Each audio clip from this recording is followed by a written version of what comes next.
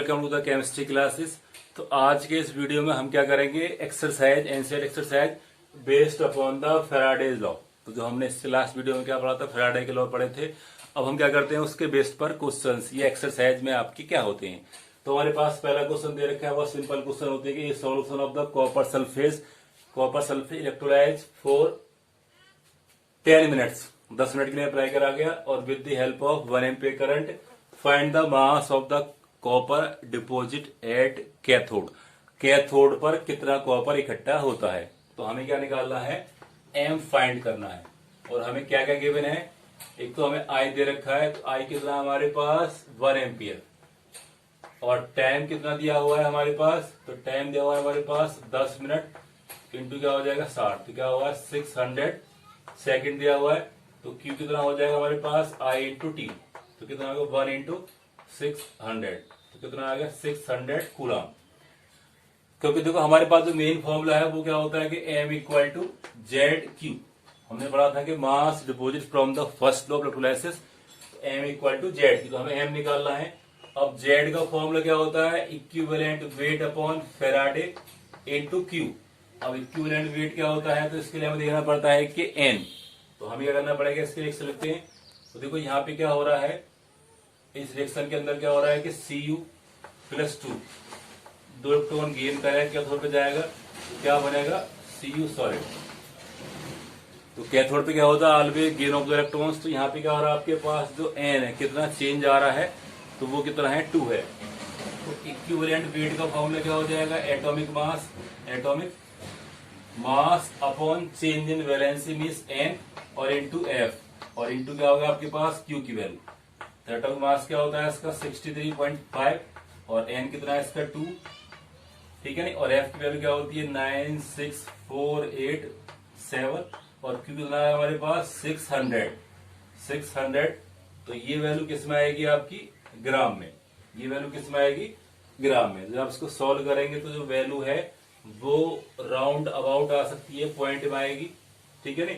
तो late M कितना आ रहा है आपके पास 0.23 ग्राम। तो इतना कॉपर इकट्ठा हो जाए कहां पर, कैथोड पर।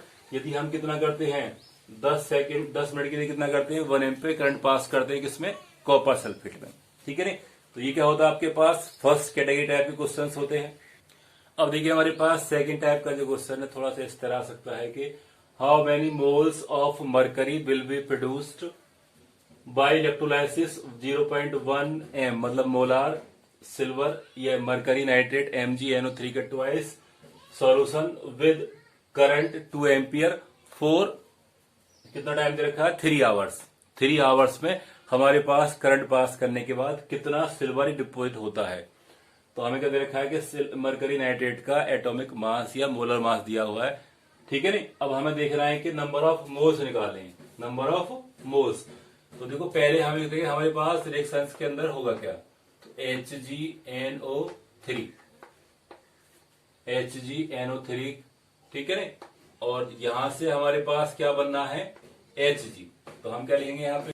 तो हमारा पहला काम क्या होता है कि हमें मिलना होता है कि Hg nitrate, mercury nitrate will decompose into Hg plus ये।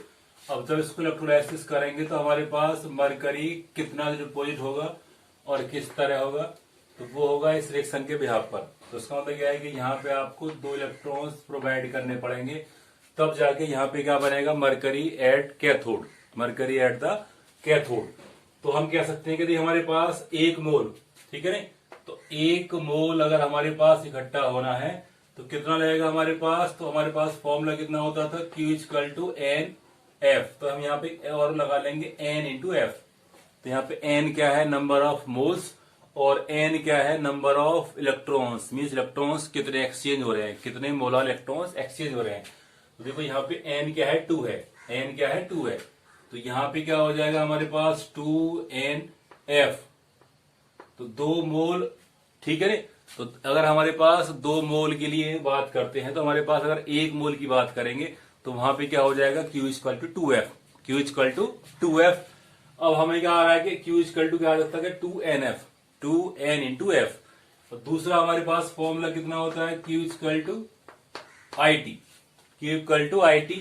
इस कंडीशन में क्या लगा देंगे, दोनों को इक्वल कर देंगे तो 2NF नंबर ऑफ मोल्स हमें निकालने हैं और IOT हमें क्या है पता है, तो यहां से N क्या आ जाएगा IT upon N into F. ये N क्या डिपेंड करेगा आपका कैपिटल N, मीन्स जितने इलेक्ट्रॉन्स आपको ऐड करने पड़ रहे हैं, हाउ मच चार्ज, ठीक है ना। तो N क्या आपका 2 है, तो I क्या दे रखा है आपके पास, इस क्वेश्चन में कितना दिया हुआ था कि 2 एम्पियर्स, और टाइम कितना था आपके पास, टाइम कितना दे रखा था हमारे पास ये 3 आवर्स, तो 3 इंटू 66 इंटू, ठीक है, और I मतलब 2, और यहाँ पे क्या आ जाएगा हमारे पास F कितना है 9696487। तो इससे क्या निकल के आएगा हमारे पास नंबर ऑफ मोल्स, मीन्स कितने नंबर ऑफ मोल्स हमें जो है ऑब्टेन्ड होंगे। यदि हम इस वैल्यू को सॉल्व करेंगे तो जो नंबर ऑफ मोल्स आएंगे वो अबाउट कितने आएंगे 0.112 मोल।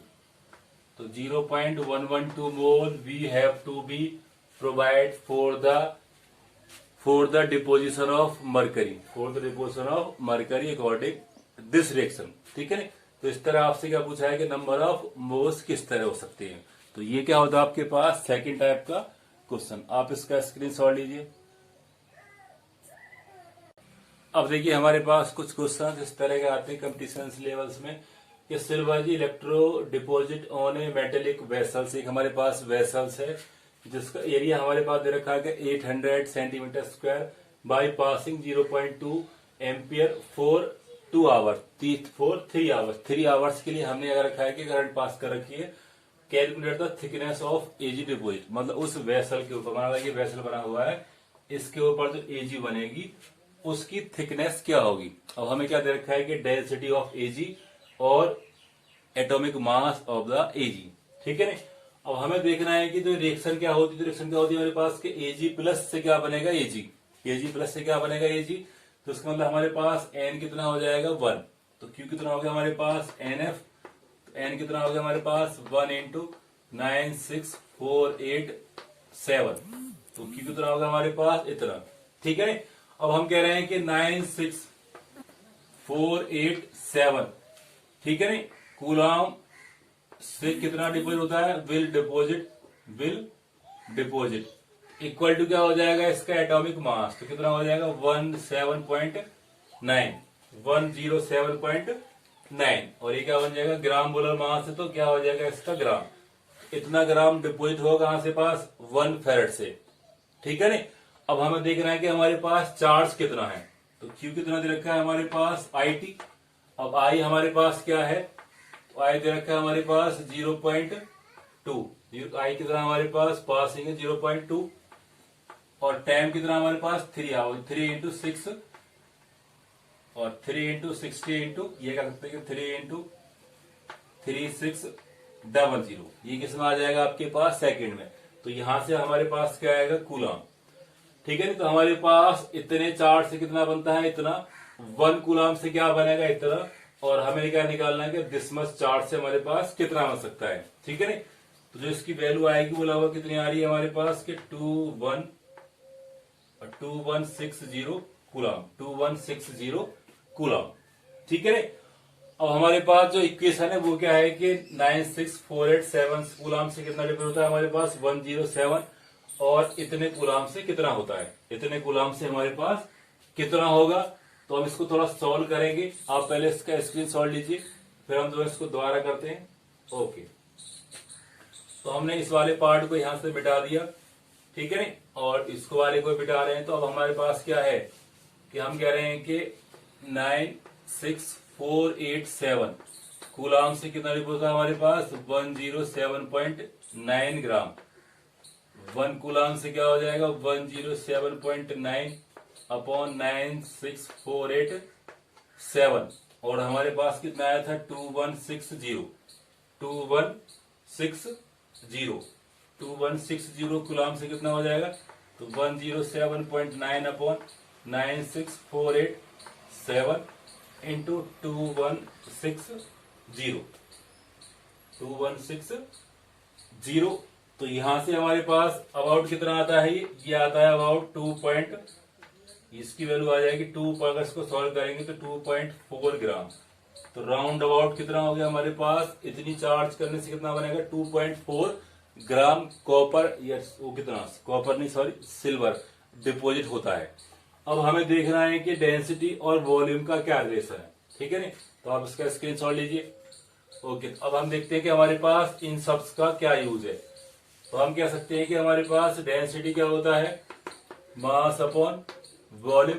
तो यहां से हम क्या निकालेंगे, मास अपॉन डेंसिटी से क्या निकालते हैं, वॉल्यूम, ठीक है नहीं। तो मास कितना पर आ रहा है हमारे पास के 2.4 और डेंसिटी हमारे पास ऑलरेडी गिवन थी, कितनी थी 10.44 या 10.4 ग्राम पर सेंटीमीटर क्यूब। तो यहां से वॉल्यूम कितना आएगा आपके पास सेंटीमीटर क्यूब में, तो आउट आ रहा है 0.23 और सीसी सेंटीमीटर क्यूब। अब हमें निकालना है इसकी थिकनेस, क्या निकालनी है, थिकनेस। तो वॉल्यूम को हम कह सकते हैं कि area into thickness, area into thickness या डिपोजिट मास, डिपोजिट लेयर्स, तो थिकनेस बोल देंगे इसको। तो यहां से थिकनेस क्या हो जाएगी, टी कह देते हैं इसको, V अपॉन एरिया।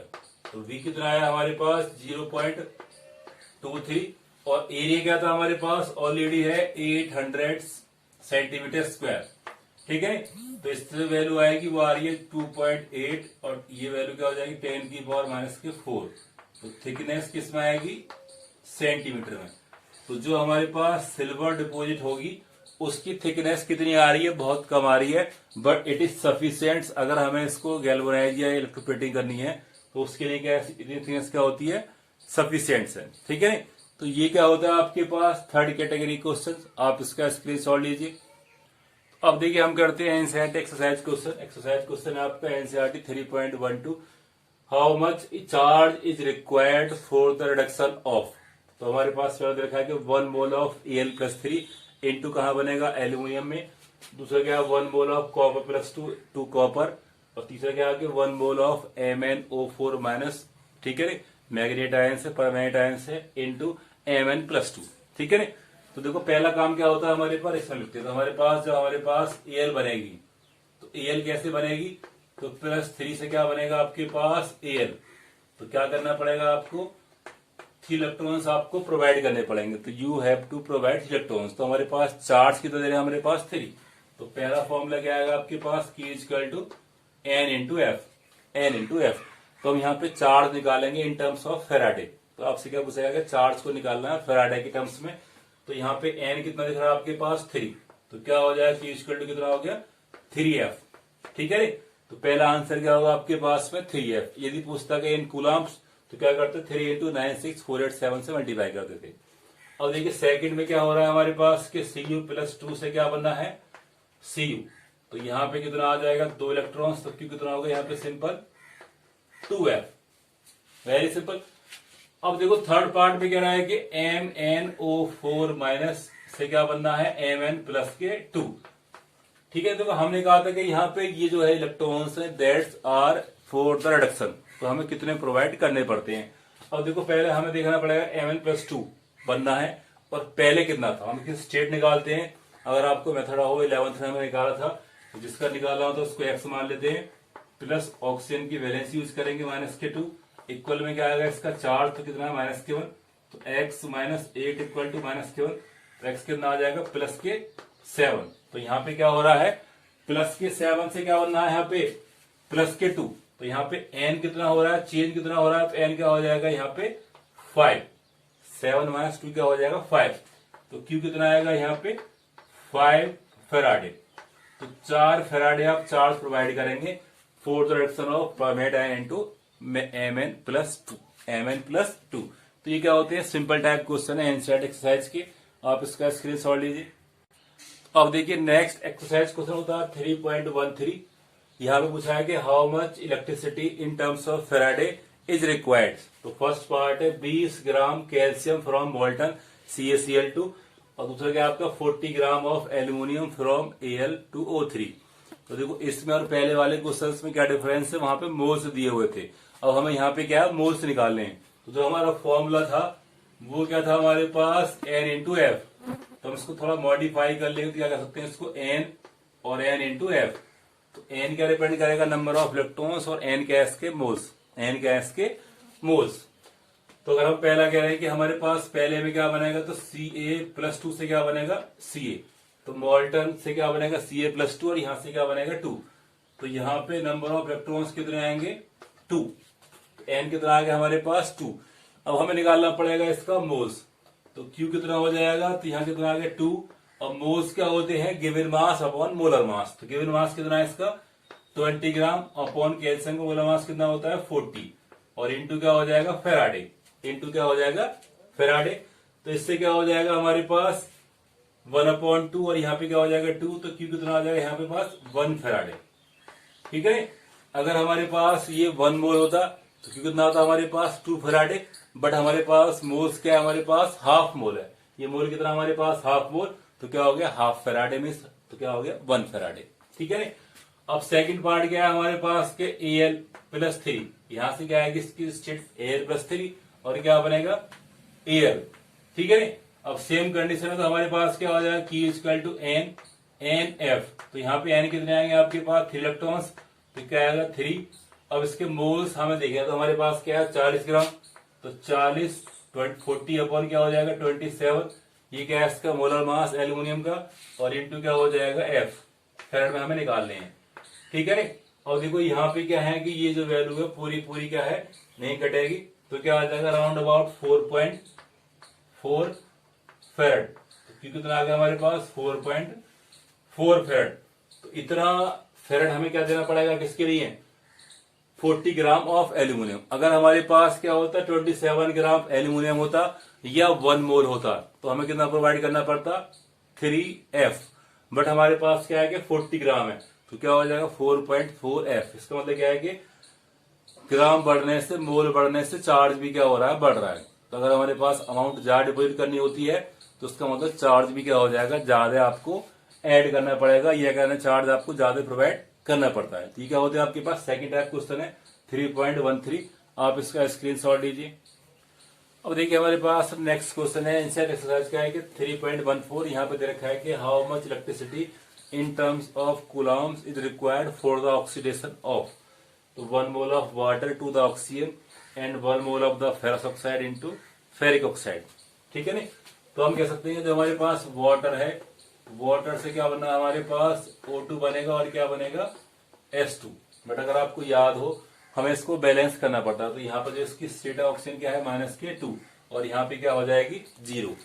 ठीक है, जब आप इसको बैलेंस करेंगे तो यहाँ पे देना पड़ेगा आपको हाफ, तो क्या लेना पड़ेगा यहाँ पे हाफ, और S2 क्या बनेंगे 2 बनेंगे, तो यहाँ पे बन गया 0। तो यहाँ पे आपको 2 इलेक्ट्रॉन से करने पड़ेंगे, ऐड करने पड़ेंगे यहाँ पे, तो क्या बन जाएगा ये ऑक्सीडेशन, क्या बन जाएगा ऑक्सीडेशन। ठीक है, तो आपके हमारे पास 1 मोल है, तो यहाँ पे क्या हो जाएगा Q = N × F, N × F। ठीक है, नहीं अब क्योंकि यहाँ पे N क्या है 1 है, तो N मानेंगे N, और ये क्या हो जाएगा स्मॉल n F। तो N क्या है हमारे पास यहाँ पे इलेक्ट्रॉन्स एडेड। ठीक है, नहीं यहाँ पे ऐड करें चाहे अगर यहाँ ऐड करते क्या हो रिडक्शन होता, यहाँ पे क्या हो रहा है ऑक्सीजन हो रहा है, वेरी सिंपल, तो कोई फर्क नहीं पड़ता। तो यहाँ पे क्या हो जाएगा N कितना हमारे पास 2, और मोल के इसके 1, और ये क्या हो जाएगा F। तो Q कितना आएगा फेरेड में, और जब निकालेंगे इसको कूलम्स में तो क्या हो जाएगा 96487। तो ये वैल्यू किस में आ जाएगी कूलम्स, आप इसको मल्टीप्लाई करेंगे तो क्या आ जाएगा 9 × 18। ठीक है, मतलब 2 और समथिंग आता, तो ये आएगा आपका कूलम में। तो इससे क्या आएगा आपको देखना पड़ता है कि हमें मॉलिक्यूलर ऑक्सीजन नहीं चाहिए, बट इसको बैलेंस करेंगे तो हमारे पास यहाँ पे 2 करना पड़ता, बट हमें क्या चाहिए इसको 1 मोल ही निकालना है। अगर आप इसको बदल देते तो 2 मोल से बनता, तो 1 मोल से क्या करना पड़ेगा उसको हाफ से करा, तो -2 से क्या बनना है 0।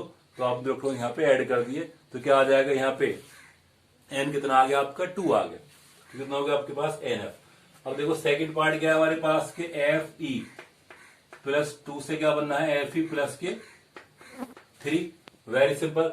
तो यहाँ पे आपको इलेक्ट्रॉन यहाँ पे ऐड करना पड़ेगा, तो दिस इज आल्सो ऑक्सीडेशन। अब देखो यहाँ पे N कितना हो गया, तो N और N × F। अब बोल क्या हमारे पास 1 है, और F क्या हमारे पास 1 ही है, तो 1 × 1, और F की वैल्यू क्या हो जाएगी 96487। तो Q क्या आ जाएगा इतने ही कूलम आ जाता है, इतने ही कूलम।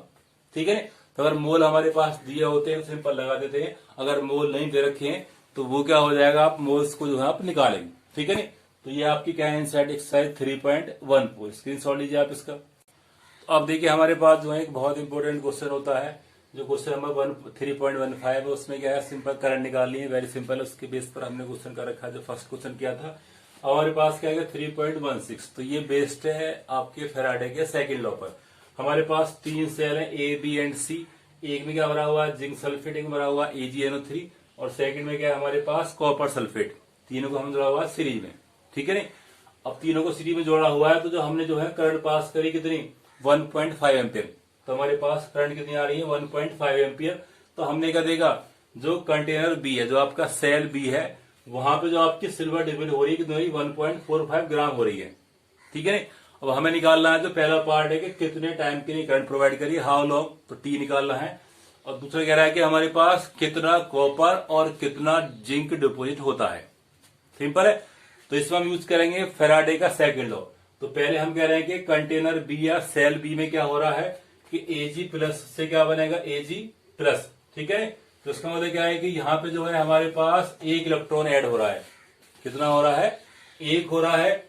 तो हमें क्या पता है कि वेट क्या होता है हमारे पास Z into Q, Z into Q. तो पहले हम क्या यहां से Q निकालते हैं, तो Q क्या हो जाएगा यहां से weight upon Z, weight upon Z. अब देखो जेड क्या होता है हमारे पास इक्विवेलेंट वेट अपॉन एफ। तो जेड का फॉर्मूला क्या होता है equivalent upon F, equivalent weight upon F, ठीक है। तो इक्विवेलेंट वेट कितना यूज करेंगे हम कॉपर का, तो वो क्या होता है atomic mass upon change in valency. तो हमारे पास Ag का एटॉमिक मास आपको गिवन है 108, और चेंज कितने का आ रहा है अपॉन एन। ई क्या होता है हमारे पास, देखो ई का फॉर्मूला क्या होता है एटॉमिक मास अपॉन एन। तो अपॉन क्या हो जाएगा 1, और अपॉन क्या होता है 96487। तो ये क्या आपके पास जेड की वैल्यू, ये किसकी वैल्यू है जेड की। तो यहां से आप क्या निकालेंगे क्यू, तो क्यू की वैल्यू क्या आ जाएगी, तो क्यू इक्वल टू क्या हो जाएगा हमारे पास, वेट हमारे पास ऑलरेडी गिवन है। तो वेट कितना है हमारे पास सिल्वर का 1.45, 1.45 अपॉन क्या आएगा 108 अपॉन ए, और एफ का पहुंच जाएगा ऊपर, तो 96487। तो जो यहां से वैल्यू आएगी वो किसमें आएगी कूलॉम्स में, ये किसमें आएगी कूलॉम्स में। तो सिंपल हमारे पास जो वैल्यू आ रही है वो आ रही है 149,5.6 कूलॉम। ये मैंने कैलकुलेटर से करी है, आप जो है इसको कर सकते हैं, इतनी आती है नहीं आती है तो हमें कमेंट करके जरूर बता सकते हैं। तो यहां से क्या आ गया आपके पास क्यू। अब हमने क्यों निकाला है कि हमें निकालना है फर्स्ट पार्ट, तो हमें जो है करंट दे रखी है टी निकालना है। तो क्यू कितना होता है IT, ठीक है। तो यहां से टी कितना हो जाएगा I अपॉन क्यू।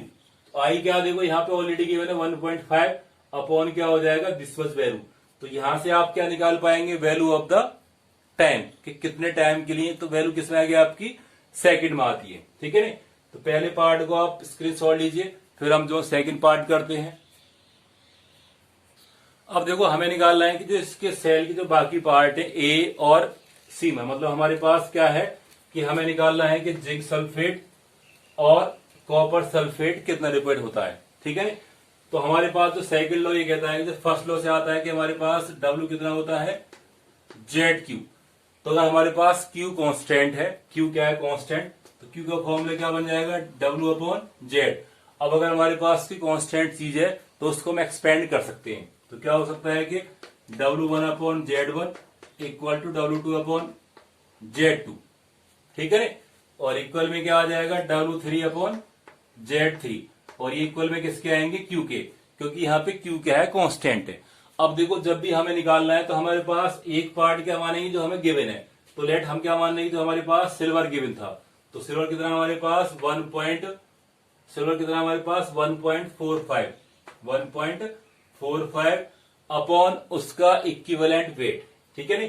तो Z क्या हो जाएगा आपके पास इक्विवेलेंट वेट अपॉन F। अब इक्विवेलेंट वेट का मतलब क्या है कि हमारे पास atomic mass upon N into F। तो क्या हो जाएगा एटॉमिक मास, यह कह सकते हैं आपके पास atomic mass upon N, N का पहुंच जाएगा ऊपर, और यहीं पे क्या आता है आपके पास एटॉमिक मास अपॉन F, तो F भी कहां जाएगा ऊपर, ठीक है। तो यहाँ पे क्या आएगा आपका 1.45 इंटू एन और into F upon atomic mass. Equal में क्या आएगा, इक्वल में हमें किसका रखना है, W2 के। तो W2 क्या हमें निकालना है, ठीक है नहीं, अपॉन एटॉमिक मास किसका आएगा, अब हम निकाल रहे हैं किसका, जिंक का। तो क्या आ जाएगा 65 और यहाँ पे क्या आएगा N और यहाँ पे क्या आएगा F। देखो F तो यहाँ पे कट जाता है। अब हम देखते हैं कि हमारे पास Ag में कितना F आता है, N कितना आता है। तो Ag एक्शन क्या आती है हमारे पास कि Ag प्लस से क्या बना था Ag। तो N कितना आया इसका 1 आया, N कितना आया इसका 1 आया। और जब हम निकालेंगे किसका, सेकंड पार्ट का, तो हम कह रहे हैं कि Ag का N कितना आया था, वो आया है 1। N कितना यहाँ पे 1 इलेक्ट्रॉन्स। पर हम निकालेंगे जिंक का, तो जिंक सल्फेट से क्या बनेगा, जिंक। तो यहाँ पे N कितना आएगा 2 इलेक्ट्रॉन्स। तो यहाँ पे N कितना आएगा 2, N कितना आएगा 2। तो क्या हो जाएगा 1.45 इंटू 1 और इंटू F और अपॉन में क्या हो जाएगा, एटॉमिक मास कितना है इसका सिल्वर का 108 इक्वल में क्या आएगा, हमें W2 निकालना है इंटू N कितना है 2 और यहाँ पे क्या है F और जिंक का एटॉमिक मास कितना है 65। जिंक का एटॉमिक मास कितना है आपका 65। तो जब आप यहां से सॉल्व करेंगे तो ये क्या आपका कट जाता है। तो यहां से क्या आएगा आपके पास W2 means weight of the zinc, weight of the zinc. तो आपको सॉल्व करेंगे तो इसकी मल्टीप्लाई यहाँ पे और ये कहा आ जाएगा यहाँ पे। तो क्या बन जाएगा ये 1045 इंटू 65 और अपॉन में क्या आ जाएगा 2 इंटू 108, 2 इंटू 108। तो आप इसको जो है सॉल्व करके बताइए कितना आता है।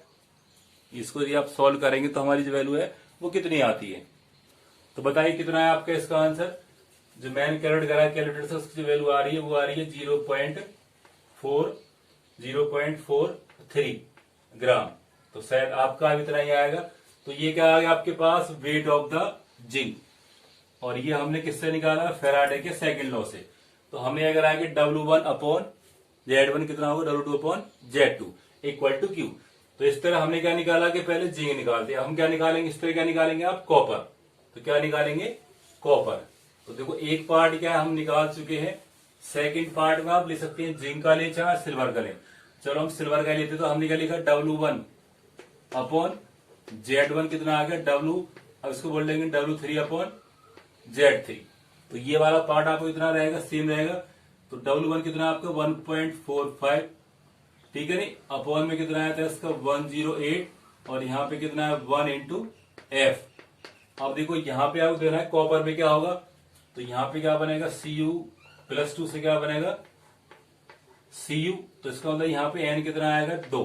तो यहाँ पे क्या हो जाएगा W3 आपको निकालना है और ये क्या हो जाएगा 2, N कितना होगा इसका 2 इंटू F और कॉपर का जो मोलर मास कितना होता है 63.5। तो देखो जो वैल्यू है ऑलमोस्ट जो सेम आ रही, वहां पे क्या था W3 इंटू 2 अपॉन F, यहाँ पे क्या 65 और यहाँ पे क्या है 63.5। तो ऑलमोस्ट क्या है सेम ही आएगा। जब आप यहां से सॉल्व करेंगे तो W3 कितना आएगा, तो W3 क्या आएगा राउंड अबाउट उसी के आसपास आएगा। तो उसकी वैल्यू क्या आ जाएगी 0.42 ग्राम। तो ये क्या आ गया आपके पास कॉपर डिपॉजिट। और पहले क्या निकाला था आपने कि हमारे पास कितना जिंक डिपॉजिट होता है और हमें क्या दे रखा था कितना सिल्वर डिपॉजिट होता है, ठीक है नहीं। तो इस तरह आपने क्या करा है कि जो क्वेश्चंस करे हैं आज हमने किसके यहाँ पर करे हैं on the basis of Faraday's first and second law. First and second law बहुत सिंपल होती है, कोई बड़ी बात नहीं है। बट एक्सरसाइज जो है आपकी एनसीईआरटी जो है आपकी एग्जाम्स में भी आती है और यदि आप बड़े एग्जाम देते हैं जीटीआई जो है आईआईटी देते हैं जेईई मेंस देते हैं वहां भी आते हैं। बस कॉन्सेप्ट याद रखना है कि जो 2 लॉ हैं और दोनों लॉ क्या होते हैं फोटोइलेक्ट्रोलाइसिस, ठीक है नहीं। तो आई होप से वीडियो आपको अच्छा लगा होगा।